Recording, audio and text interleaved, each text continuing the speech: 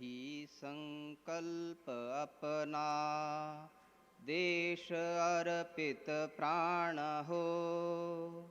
स्वाभिमानी स्वावलंबी, स्वाभिमानी स्वावलंबी, देश का निर्माण हो, देश का उत्थान हो। है यही संकल्प अपना, स्वत्व की अवधारणा को आज जीवन में धरें। स्वत्व के चैतन्य स्वर को आज उर उर में धरें। स्वत्व की आराधना पर, स्वत्व की आराधना पर देश का अब ध्यान हो, देश का उत्थान हो। है यही संकल्प अपना, स्वत्वहीनों ने सदा संसार की ठोकर सही। स्वत्वधारी वीरवर को पूजती सारी मही। स्वत्व के सामर्थ्य से ही, स्वत्व के सामर्थ्य से ही देश का सम्मान हो, देश का उत्थान हो। है यही संकल्प अपना, स्वत्व प्रज्ञा से प्रकाशित राष्ट्र प्रतिमा हो खड़ी। स्वत्व शैली चिंतना की सतत विकसित हो लड़ी। स्वत्व प्रेरित नवऋचा में, स्वत्व प्रेरित नवऋचा में देश का विज्ञान हो, देश का उत्थान हो। है यही संकल्प अपना, स्वत्वनिष्ठा श्रम प्रतिष्ठा को करें स्वीकार हम। स्वत्वरथ पर विश्वकर्मा फिर करें साकार हम। स्वत्वरचना दिव्य सुंदर, स्वत्वरचना दिव्य सुंदर, देश भव्य महान हो, देश का उत्थान हो। है यही संकल्प अपना, देश अर्पित प्राण हो।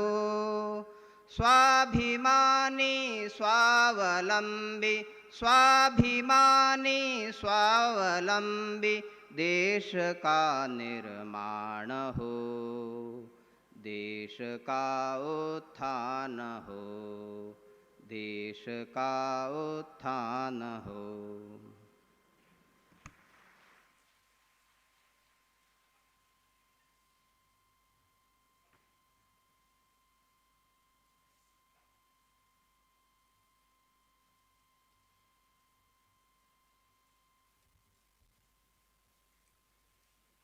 परम श्रद्धेय संतवृंद,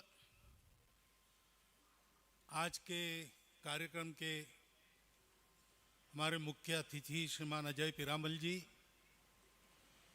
जिनका ओजस्वी आशीर्वचन हमको प्राप्त हुआ, ऐसे उमेशनाथ जी महाराज, आदरणीय भंसाली जी, मित्रवर राजकुमार जी, मंच पर उपस्थित सेवा भारती के सभी अन्य पदाधिकारी गण, देश के कोने कोने से यहाँ पर उपस्थित हुए सेवा कार्यकर्ता, संघ के माननीय अधिकारी गण, उपस्थित नागरिक सज्जन एवं माता भगिनी, सेवा संगम का ये तीसरा आयोजन है।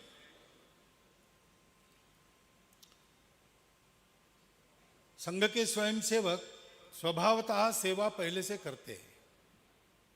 संघ स्थापना के समय से ही, और संघ के मूल में डॉक्टर हेडगेवार स्वयं है, बीज रूप है, तो उनके जीवन में उसके पहले से ही जहां जहां समाज में कोई आवश्यकता है, अभाव की पूर्ति करने की बात है, वहां वहां दौड़कर अपनी शक्ति लगाना ये था ही। और इसलिए जगह जगह संघ के स्वयंसेवक अपनी शक्ति बुद्धि अनुसार सेवा कर रहे थे। डॉक्टर हेडगेवार की जन्म शताब्दी के समय ऐसा सोचा गया कि देश भर में इतना सारा काम हो रहा है तो उसको एक व्यवस्था में लाएं और उसके आधार पर उस कार्य का और विस्तार करें। तब से संघ में और सेवा विभाग के कार्य का प्रारंभ हुआ। कुछ वर्ष पश्चात औपचारिक सेवा विभाग भी बन गया। तो उसके द्वारा संघ की शाखाओं में आने वाले स्वयंसेवकों में सेवा की मानसिकता को जागृत करना होती सब में है, सोई रहती है, उसको जगाना पड़ता है। सब लोग उत्साह में काम करने के लिए आते हैं, लेकिन उत्साह के कारण दृष्टि थोड़ी एक लक्ष्य बन जाती है, उनका ध्यान बटोरना। भाई जैसे देश की सुरक्षा एक विषय है, वैसे देशवासियों की सेवा भी दूसरा विषय है, उसकी आवश्यकता है। ये सारे काम वो सेवा विभाग करता है। और फिर संघ के स्वयंसेवक जो सेवा करते हैं उसका कुछ स्वरूप बनता है, तो उसके न्यास संस्था ये सब बन जाता है। एक ऐसी सेवा की एक बड़ी सृष्टि संघ के स्वयंसेवकों की खड़ी हुई है। और ये भी नहीं है कि देश में सेवा करने वाले पहले संघ के स्वयंसेवक है।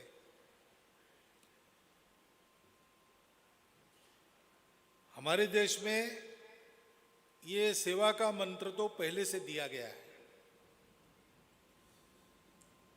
अभी एक बार ऐसा सोचा गया कि सेवा कहने के बाद, सर्विस एक्टिविटी ऐसा कहने के बाद सामान्यतः देश के प्रबुद्ध जन मिशनरियों का नाम लेते हैं। दुनिया भर में मिशनरी अनेक संस्थाएं चलाते, अनेक स्कूल चलाते, अस्पताल चलाते, सबको पता है। तो भाई हिंदू समाज के संत सन्यासी क्या कर रहे हैं, ऐसा सोच के एक बार चेन्नई में, तमिलनाडु में जितने हिंदू संत है उनका अगर कोई सेवा केंद्र होगा, कोई सेवा करते होंगे, तो उसको आमंत्रित करके एक हिंदू सर्विस सेवा फेयर ऐसा किया गया। तो ध्यान में आया कि दक्षिण के 4 प्रांतों में, यानी राज्य के नाते अलग है, लेकिन कर्नाटक, कन्नड़ भाषी प्रांत, तेलुगु भाषी प्रांत, मलयालम भाषी और तमिल भाषी, केवल आध्यात्मिक क्षेत्र के हमारे आचार्य, मुनि, सन्यासी, भिक्षु सब मिला के जो सेवा करते हैं वो मिशनरियों की सेवा से कई गुना ज्यादा है। अब मैं ये स्पर्धा की बात नहीं कर रहा हूं, उनसे ज्यादा, उनसे कम, ये मेरा पैमाना नहीं है। सेवा का ये पैमाना हो भी नहीं सकता।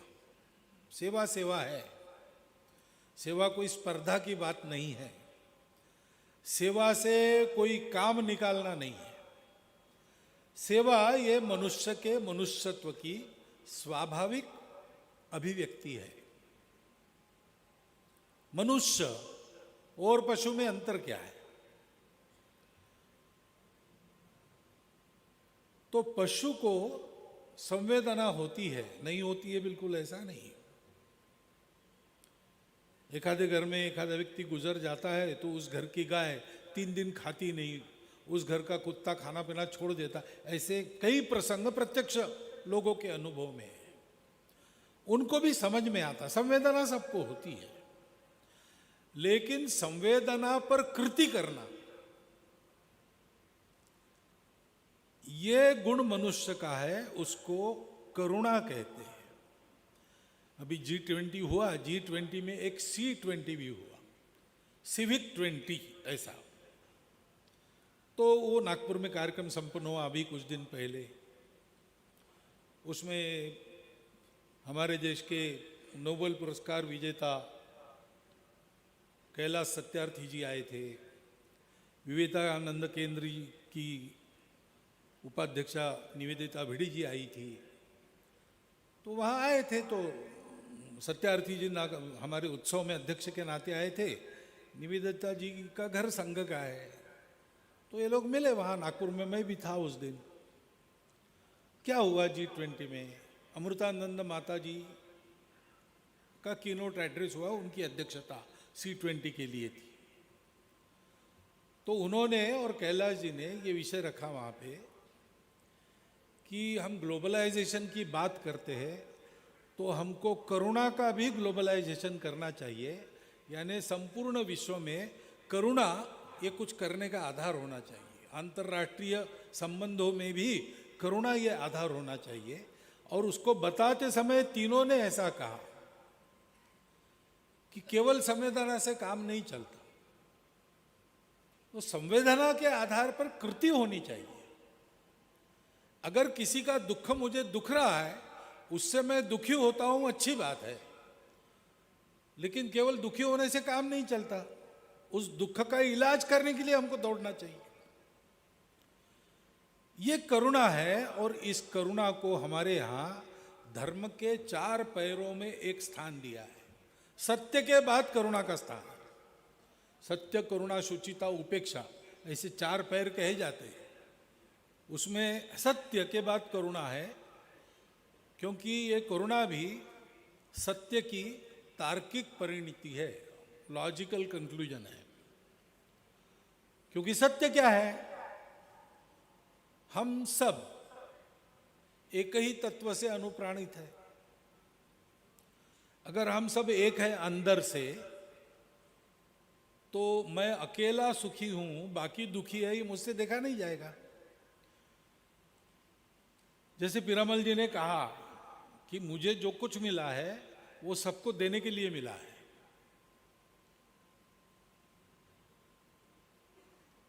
तेन त्यक्तेन भुंजिथा, ऐसा जो कहा है, ईशावास्यमिदं सर्वम यत्किंचम जगत्याम जगत तेन त्यक्तेन भुंजिथा। मेरे पास जो है वो सबके लिए देकर जो बचता है उसमें मैं मेरा चलाऊं, क्योंकि मैं और बाकी ये अलग नहीं है, सब में मैं हूं, मुझ में सब है। सेवा जैसे मनुष्यता की स्वाभाविक अनुभूति है, वैसे सेवा इस सत्य की प्रत्यक्ष अनुभूति है। इस भाव से सेवा होनी चाहिए। इस भाव से जब सेवा होती है तो हमारे देश में वो समरसता का साधन होता है, होना चाहिए। इतने सारी सेवा संघ के स्वयंसेवक कर रहे हैं, किसके लिए कर रहे हैं? तो हमारे देश में सब लोग मिलकर हमारा राष्ट्र है, समाज है। हम सब लोग समाज के अंग है, हम सब मिलकर समाज है।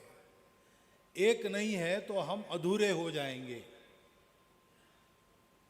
और सब एक दूसरे के साथ है तब हम पूर्ण बन जाएंगे।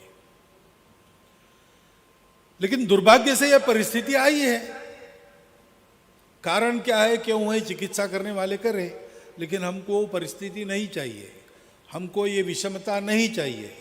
हम सब एक राष्ट्र पुरुष के अंग होने के नाते अपने अपने स्थान पर अपना अपना काम करते होंगे। काम के अनुसार रूप रंग निराला होता होगा जैसे शरीर के अंगों का होता है, लेकिन हम सब में एक ही प्राण है।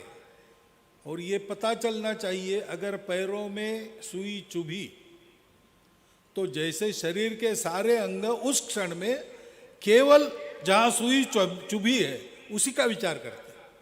उस समय दूसरी बात ध्यान में नहीं आती है, तुरंत आके उधर जाती है। तुरंत हाथ देखते हैं कहां से क्या निकालना है, कुछ काटा वाटा है क्या जो निकालना है। सारा शरीर उस एक वहां के दुख की संवेदना से साथ केवल एक रूप नहीं होता, कुछ करने जाता है। समाज का ऐसे ही होना चाहिए। समाज का एक अंग उपेक्षित है, दुबला है, उसको नीचे का स्थान है, ये कैसे हो सकता है भाई? अगर किसी शरीर का एक अंग दुबला है, पीछे है, उसको पीछे रह दिया गया है, तो उस शरीर को स्वस्थ शरीर नहीं कहते, कहते कि पैरालिटिक है, पैर सुन्न हो गया है, उसको वैसे ही खींच रहा है। अपने देश को अच्छा देश बनाना है, विश्वगुरु बनाना है, इसका मतलब वो सर्वांग परिपूर्ण होना चाहिए, उसका प्रत्येक अंग सामर्थ्य संपन्न होना चाहिए। तो समाज में अभी इसकी आवश्यकता है, तो हमको करना है। क्यों करना है? इसलिए कि वो समाज मेरा अपना है, मेरे अंदर उस सारे समाज का एक छोटा सा रूप है, और संपूर्ण समाज में मैं अपने आप को देखता हूं। यह हमारा सत्य है।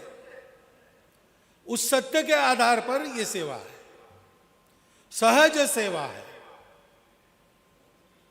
संकल्प है तो यह है कि मेरे समाज का, मेरे राष्ट्र का कोई अंग में दुर्बल, पिछड़ा, नीचा नहीं रहने दूंगा। वो मेरे जैसा ही है। कार्य के बंटवारे में उसका मेरा कुछ अलग हो सकता है, लेकिन हम समान हैं। मेरा कार्य जितना महत्वपूर्ण और उच्च अवस्था का है, वैसा उसका भी काम उतना ही उच्च, उतना ही महत्वपूर्ण है। श्रम की प्रतिष्ठा सर्वत्र है और कोई भेद नहीं। धीरे धीरे बढ़ना पड़ेगा। महाराज जी ने जो कहा है ना, एक एक बात बहुत स्पष्ट कही है उन्होंने। आपको क्या लगा मुझे पता नहीं, तालियां तो आप बजा रहे थे, लेकिन जो कहा है वो एक एक बात सत्य है, और उसका विचार करके उसके अनुसार ही आज ना कल हमको चलना ही पड़ेगा। हम प्रयास कर रहे हैं आज ही वो हो जाए, क्योंकि वही सब स्वस्थ समाज का लक्ष्य है। सेवा स्वस्थ समाज को बनाती है, लेकिन स्वस्थ समाज को बनाने के लिए वो पहले हमको स्वस्थ करती है। सेवा करते हैं तो लगता है हम कुछ कर रहे हैं, किसी का भला होते हुए देखता है तो मन में थोड़ा सा तो आता ही है, मैंने किया तो देखो कितना अच्छा हो गया। अच्छा हो गया ये तो ठीक ही है, होना भी चाहिए, उसका आनंद भी है। मैंने किया इसका विशेष आनंद रहता है। मैंने भी किया, थोड़ा सा अहंकार आ जाता है। लेकिन जब सेवा करते रहते हैं ना, तो ऐसी अनुभूति देता है, जिसकी सेवा करते वही देता है, कि हमारा वो अहंकार चूर चूर हो जाता है। एक छात्रावास चल रहा है, वनवासी लोगों का छात्रावास। वहां पर एक जंगल में, गांव में रहने वाला एक वनवासी बालक आ गया। वो केवल अपना हस्ताक्षर कर सकता था और उसको अक्षर ज्ञान नहीं था, और घर में थोड़ी बहुत खेती थी, परिवार में उसकी बूढ़ी माँ थी, वो था, और कोई था नहीं। थोड़ी सी जमीन थी लेकिन उसमें चल जाता था। लेकिन थोड़ा और, क्योंकि जमीन होने के कारण चावल तो मिल जाता था, सब्जी वब्जी उगा लेते थे। जंगल में रहते तो जंगल में भी बहुत कुछ मिलता है, परंतु कभी कुछ लाना है, नमक लाना है वगैरह, तो पैसा चाहिए, मुद्रा चाहिए। उसके लिए कुछ छोटी मोटी नौकरी मैं कर लूँगा, ऐसा सोच के वो आया था ब्लॉक केंद्र पर, नौकरी ढूंढ रहा था। अब जिसको अपना हस्ताक्षर छोड़ के कुछ भी अक्षर ज्ञान नहीं, उसको क्या नौकरी मिलने वाली है? वो आया, उसके परिचित छात्रावास में एक बालक पढ़ रहा था, उसके परिचय से छात्रावास में रुका, 3 दिन घूमा, कुछ नहीं मिला। 3 दिन के बाद वो हमारे अधीक्षक के पास आया, और उसने कहा कि या तो नौकरी वोकरी मिली नहीं, लेकिन मैं यहाँ 3 दिन से हूँ, मैं देख रहा हूँ यहाँ झाड़ू लगाना पड़ता है, यहाँ पानी भरना पड़ता है कुएं से, यहाँ भोजन बनाना पड़ता है, आप ये काम मुझे दो, मुझे वेतन दो, मैं ये काम करूँगा। घर में हमारी माता जी है, बूढ़ी है लेकिन थकी नहीं है, तो हमारी छोटी सी ज़मीन है, आधा एकड़ होगी वो देख लेगी, उसको मैं ये पैसे भेजते रहूँगा और कुछ बचत वचत भी करूँगा तो आड़े वक्त में आधार के लिए हो जाएगा। तो हमारे छात्रावास अधीक्षक ने कहा कि देखो भाई, हम भी लोगों से मांग कर सेवा करने वाले लोग हैं, तो हमको देने के लिए हमारे पास ज़्यादा नहीं। तुमको तो कोई नौकरी छोटी भी मिल जाए, 100-200 रुपया कुछ महीना ऐसे मिल जाए, हम यहाँ 30 रुपये से ज़्यादा दे नहीं सकते। तो उसने कहा कि इससे ज़्यादा नौकरी मुझे मिल भी नहीं सकती, तो आप वही दे दो मुझे, ऐसा करो 4 महीने का एक साथ दो। और वो रह गया। तो ठीक है। बीच में एक बार हमारे विभाग प्रचारक जी आए, तो वो थे वहाँ 2-3 दिन, तो इसने परिचय करा लिया, पूछा कहाँ रहते हो, तो उन्होंने बताया विभाग केंद्र का नाम। तो बोले अच्छा, शहर से। आप कितने पढ़े हैं? तो तुम कितने पढ़े हो? तो उसने कहा कि मैं पढ़ा नहीं हूँ। उन्होंने कहा मैं तो, अब पढ़ा नहीं है उसको क्या बताना, डिग्री भी क्या समझ में आएगी। उन्होंने कहा मैं 22वीं पढ़ा हूँ, 22वीं, क्योंकि वो MCOM LLB है। तो ठीक है, 22वीं। तो बड़ा आश्चर्यचकित हो गया, 22वीं पढ़े तो आप बहुत पैसा कमाते होंगे। तो उन्होंने कहा पैसा नहीं कमाता, मैं यही काम करता हूँ। अच्छा, तो इस काम के कितने मिलते हैं आप? उन्होंने कहा भाई मैं प्रचारक हूँ, पैसे वैसे लेता नहीं हूँ। तो आपका घर कैसे चलता है? तो मेरा घर नहीं है, माता पिता वगैरह है, भाई है, उनकी घर गृहस्थी। मैंने विवाह ही नहीं किया। क्यों नहीं किया? ये काम करना है इसलिए। ये काम क्यों कर रहे हैं आप बिना कुछ पैसे के? और तो कहा देखो ये अपना समाज है, उसके लिए काम करना। उस प्रचारक ने मुझे बताया कि ऐसा उसको बताया, तो वो सोचने लगा, तो मुझे बड़ा आनंद लगा कि कहीं ना कहीं अपने त्याग की कोई कदर है। और मैं ऐसा करता हूँ तो लोग सोचते हैं मेरे जीवन को देखकर ये बहुत अच्छी बात है। ये थोड़ा सा मन में आ गया उनके। दूसरे दिन ये बालक छात्रावास अधीक्षक के पास गया और उनको कहा कि वो मेरा पैसा जो है, तो कहा देखो 2 महीने हुए, 60 रुपये अब तुम ले लो। छात्रावास अधीक्षक ने समझा ऊब गया, ये 30 रुपये में क्या करेगा, छोड़ना चाहता है। तो उन्होंने 60 रुपये ले लो और जाओ। उसने नहीं, मैं जाने वाला नहीं हूँ, मुझे वो पैसा नहीं चाहिए। तो उसको लगा एक गुस्सा हो गया, तो मैंने पहले ही बताया था 30 रुपया देंगे महीने का, पहले ही समझाया था तुमको ये बहुत कम है, अब हमारे पास है नहीं तो क्या करेंगे। थोड़े नहीं, मुझे पैसा नहीं चाहिए, मैं बिना पैसे से यहाँ रहकर यही काम करूँगा। तो लेकिन ये कैसे करोगे तुम? उसने कहा तो क्या हुआ, ये 22वीं पढ़ी है और समाज का काम कुछ ये भी न करते। तो यहाँ तो मैं देख रहा हूँ मेरे ही अपने भाई मित्र यहाँ सब पढ़ रहे हैं, इतना अच्छा काम, मैं अनपढ़ हूँ तो क्या, ये काम तो मैं कर सकता हूँ, इनके लिए समय दे सकता हूँ। 15 साल पूर्णकालिक रहा हूँ। बाद में उसको अपना घर चलाना पड़ेगा, उसको देखना पड़ेगा, इसलिए ड्राइविंग वगैरह सिखा कर, बाकी पढ़ने की उसकी क्षमता नहीं थी, तो उसकी नौकरी वगैरह ढूंढ कर उसको स्थापित कर दिया हम लोगों ने। लेकिन उस प्रचारक ने हमको कहा कि जब पहले बात की तब मुझे लगा कि चलो, लेकिन दूसरे दिन मैंने सोचा कि हम तो खाते पीते घर के, पढ़े लिखे, विचार कर सकने वाले, बहुत बौद्धिक पी कर और हम ऐसे तैयार हो गए और फिर जीवन दिया। इसको तो कुछ भी नहीं मिला, ये एक रात में उसने तय कर लिया कि देश के लिए करेंगे। ये अपने उस अंग की महत्ता है जो पीछे है, जो कभी कभी हम कहते हैं कि थोड़ा दूर रहो। वो सिखाता है हमको कि यहां बैठे हुए प्रत्येक सेवा कार्यकर्ता का अनुभव है। इसलिए ये सहज सेवा, उसमें संकल्प जुड़ जाता है, देश को बड़ा करना है, सबको बड़ा करना है। लेकिन देश बड़ा होगा नहीं होगा ये भविष्य की बात है। हमारा समाज आज इस स्थिति में है तो ये हमारे लिए अच्छी बात नहीं है, शोभा देने वाली बात नहीं है। हमारे समाज का एक अंग पीछे नहीं है, हम उसके कारण सब लोग पिछड़ गए हैं। ये पिछड़ापन दूर करना है, सबको समान अपने जैसा मानकर सबको सेवा के द्वारा अपने जैसा बनाना है। हम संकल्प कर सकते हैं, हम सेवा कर सकते हैं, उनकी ताकत नहीं है, उनको ऐसी ताकत देनी है कि वो ताकत पाकर वो उस हमारे पूर्णकालिक वनवासी बालक जैसे कहेंगे कि हम पीछे रहे तो क्या हुआ, हम भी कर सकते हैं। और पीछे रहेंगे नहीं, आगे आएंगे, वो भी कमाएंगे, वो भी साधन संपन्न होंगे और सोचेंगे कि इसका उपयोग जैसे पीरामल जी ने बताया था कि किसी की सेवा करने के लिए हमको मिला है, हमको भी जो मिला समाज का हाथ, वो इस समाज की सेवा करने के लिए मिला है।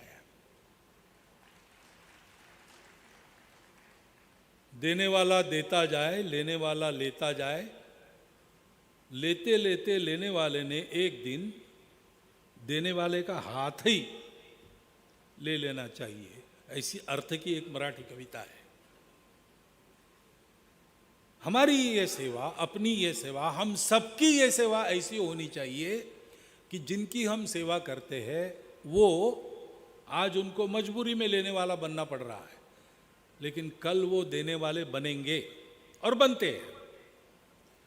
क्योंकि सौभाग्य से जिस भक्ति आंदोलन का उल्लेख महाराज जी ने किया, उस भक्ति आंदोलन के कारण भारत का समाज ये वास्तविक मनुष्यों का समाज है। उनके अंदर ये करुणा है, केवल संवेदना नहीं है।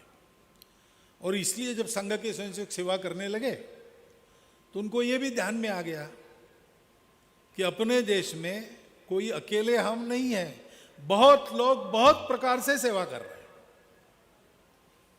हम ये जानते हैं कि दूर दूर से लोग आए, हजारों मील दूर से आए, उन्होंने हमारी सेवा की। हम ये नहीं जानते कि उनके आने के पहले से हम बहुत सारी सेवा कर रहे थे, कर रहे हैं और करते रहेंगे, क्योंकि सेवा का जो कारक है करुणा, वो करुणा हमारे धर्म के 4 में से एक पैर है। हमारा समाज धार्मिक है, उसके मन में ये करुणा है और इसलिए करते रहता है।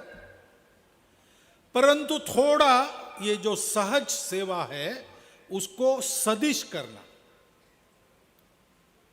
संपूर्ण विश्व में इस करुणा के आधार पर अगर चलना है, आज जो स्वार्थ के आधार पर चलता है, आज जो स्पर्धा के नाते चलता है, उसके बजाय हम एक कुटुंब है, इसलिए अपनेपन के आधार पर, संबंध के आधार पर, करुणा के आधार पर चले, ऐसा करना है तो उसका उदाहरण तो भारत को ही रखना पड़ेगा और उसके लिए भारत को बड़ा होना पड़ेगा। भारत को बड़ा होना है तो भारत के प्रत्येक व्यक्ति को वो स्वयं बड़ा हो सके इस स्थिति में लाना पड़ेगा। इस दिशा में इन सारे सेवा कार्यों को सदिश बनाना, समन्वित बनाना। इतने सारे लोग सेवा करते थे, कर रहे हैं, आगे भी करेंगे, लेकिन वो दिखते नहीं है। क्यों नहीं दिखते? नहीं दिखना एक अच्छी बात है, अहंकार काम नहीं करता। सेवा जितनी गुप्त रहे उतना अच्छा है।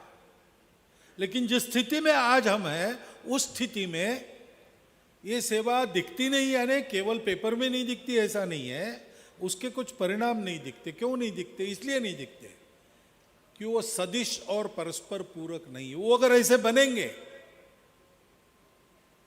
तो ये सेवा अल्पावधि में एक सर्वांग सुंदर, जिसके सब लोग समर्थ, स्वावलंबन के योग्य है, परंतु फिर भी अपनत्व को मानकर एक दूसरे पर निर्भर रहकर अपने समाज को आगे बढ़ाते हैं, ऐसे लोगों का ये समाज बनेगा। ऐसे लोगों का समाज जब बनेगा तो दुनिया के सामने एक अनुकरणीय उदाहरण प्रस्तुत होगा। स्वम स्वम चरित्रम शिक्षेरम पृथिव्याम सर्वमानवा, ये हमारे पूर्वजों का आदेश, उस समय उसका पालन होगा। ऐसी सेवा खड़ी होनी है। और इसलिए पहले तो सेवा करने वाले सारे कार्यकर्ता मिले, जिले में बैठकें होती है, विभाग में बैठक होती है, प्रांत का सेवा संगम होता है। एक बार कुछ वर्षों में ये अपना अखिल भारतीय सेवा संगम करना। यहां पर सेवा क्षेत्र में काम करने वाले अन्य लोग भी, जैसे पीरामल जी आज आए, अजीम प्रेम जी पिछली बार आए थे, GMR वो आए थे, ऐसे लोग आते हैं जो स्वयं सेवा क्षेत्र में कार्यरत है। उनकी भी कल्पना है, प्रतिभा है, वहां दिखती है, उसके परिणाम दिखते हैं। और फिर सर्वत्र सेवा करने वाले लोगों से संपर्क साधकर एक सबका मिलके सेवा संगम कभी कभी करना अपने क्षेत्र में विकेंद्रित रूप से, अखिल भारतीय रूप से करने के लिए पर्याप्त जगह आज अपने भारत में कहीं नहीं है। इतना बड़ा वो होगा और इसलिए उसको जरा विकेंद्रित तौर पर प्रांत विभाग स्तर पर करना, इस प्रकार का उपक्रम कुछ वर्षों से चल रहा है। सेवितों में सिंहत्व जगाने का उद्देश्य लेकर अपनों की सेवा करने के भाव से, सेवा से उनका जो लाभ होगा होगा, वो होता ही है, लेकिन हमारे तन मन की शुद्धि होगी, सत्य के आधार पर सेवा कर रहे करुणा से, तो शुचिता प्राप्त होगी। उसके लिए ये तपश्चर्या, सेवा को भी धर्म कहा है ना, सेवा धर्मो परम गहना, उसका आचरण स्वयंसेवक कर रहे हैं। और केवल आचरण कर रहे ऐसा नहीं, इसको सर्वव्यापी बनाने का संकल्प है। अपने समाज में इसकी आवश्यकता न रहे ऐसा वो बनते तक इसको करना है और बाद में इन सेवाओं को सारी दुनिया भर में देना है। आज भी देते हैं हिंदू समाज के लोग, संपूर्ण दुनिया में जहां जहां है वहां से, वहां के तात्कालिक संकटों में अथवा वहां के सदा के अभाव में वहां के लोगों की सेवा करना उन्होंने प्रारंभ कर दिया है। और इसलिए इस प्रकार का ये सेवा संगम हमारी दृष्टि को ऐसा विस्तारित करने वाला बने।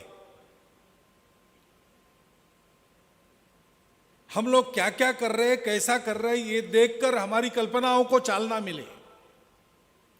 हमारे ध्यान में नए नए क्षेत्र आ जाए जहां हम अभी तक पहुंचे नहीं। बहुत वर्ष पहले ऐसा ही अपने समाज का एक उपेक्षित वर्ग,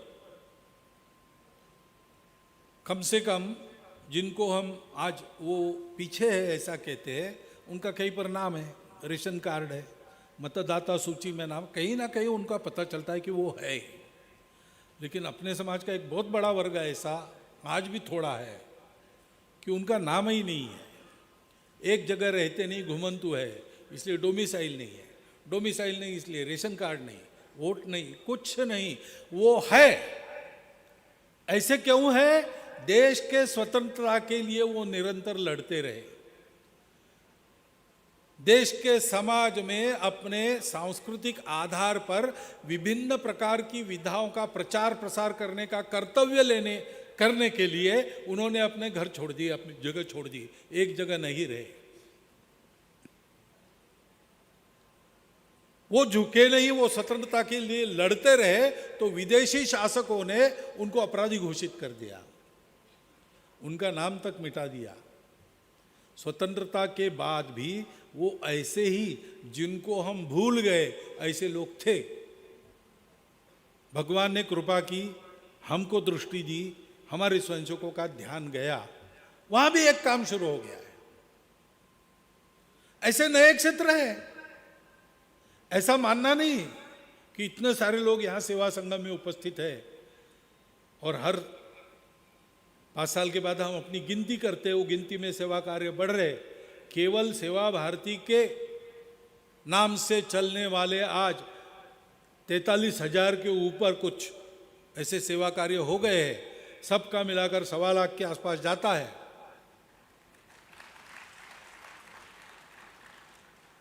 और बहुत से काम है जिसको बाहर सेवा कहा जाता है, लेकिन हम उसको सेवा में नहीं गिनते। ये भी सब स्वयंसेवक कर रहे हैं। बहुत प्रचंड व्याप है, परंतु फिर भी अपना देश, अपना समाज उससे बहुत बड़ा विस्तारित है।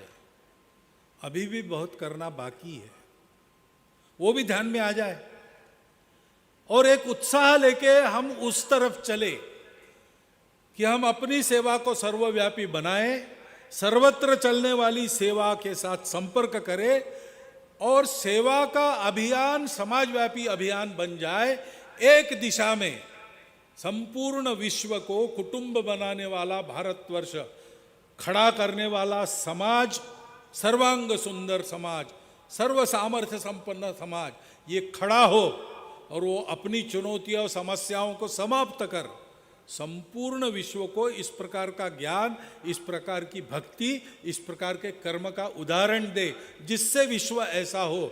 ये खड़ा करने की दिशा में, ये अपने देश में इस प्रकार सेवा करने वाली सारी सज्जन शक्ति एक समूह बनकर, परस्पर मिल न जाते हुए लेकिन मिलकर चले, पूरक बनकर चले, इस दिशा में हमको अपने प्रयास को भी ले जाना है।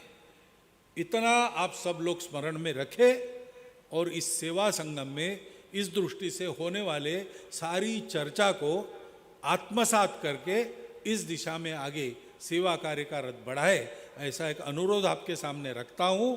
और यहाँ पर आए सभी महानुभाव, संत सज्जन, हमारे मुख्य अतिथि जी, स्वामी जी, इन सबको प्रणाम कृतज्ञता पूर्वक करता हुआ मेरे 4 शब्द समाप्त कर